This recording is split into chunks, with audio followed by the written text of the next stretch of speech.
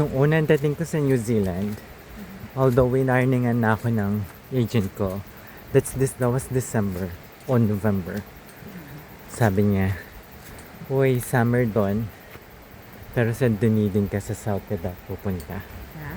Summer daw. Okay, summer. So, ang ginayak ko, di ba? Ang summer natin, yung mga singlet, shorts, ganun ako mag-summer sa Pilipinas eh. Diba, shorty shorts, backpack shorts, mga ganyan. And singlets. And then, before kami pumunta dito, dumaan kami sa tita ko. So, binigyan ako ng tita ko ng jacket, tsaka ng scarf. My goodness. So, pagdating sa airplane, lamig na ako. Buti na lang meron akong jacket, diba? Binigay ng tita ko. Tapos, nung dumating na ako ng New Zealand, sa gabi kasi ako dumating na. So, kinaumagahan, nakita ko, sa bintana, nakita ko, ang ganda naman ng araw, ang sarap lumabas. So, parang for me to explore na, di ba? So, super labas na ako. Ano lang, singlet lang, tsaka short. Summer, di ba? Kasi tirik na tirik ang araw. Paglabas ko ng pintube, yung lamig ng hangin, gumanon sa mukha ako. Sabi ko, retreat, balik. Hindi kaya. Summer yun, ha? Oo, summer sa South, napakalamig. Hindi ko carry bells. Yun, doon ako napepeki ako ng araw. South ka na nagpunta pa Sa South. Oo. So, saan ka nag-landing na airport?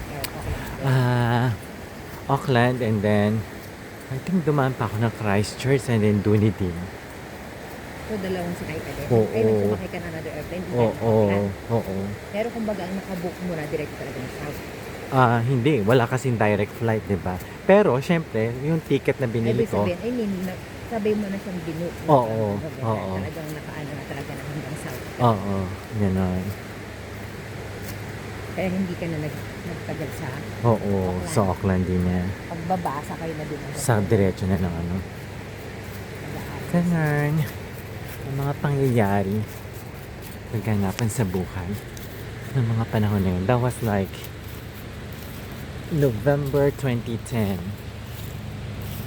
For your information. Summer pala dito. It's November. Summer dito, yeah. December. November, December, January.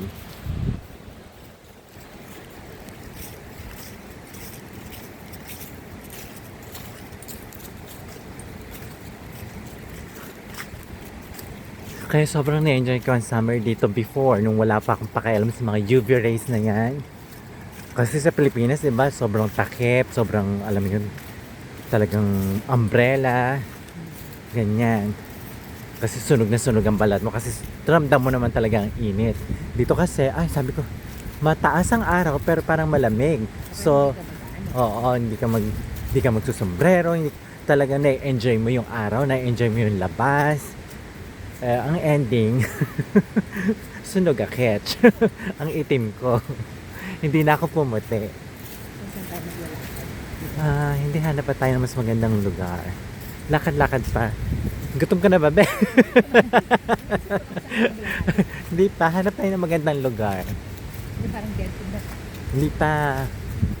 Huwag kang palilin lang, hindi yan dead end. Oo. Ganyan.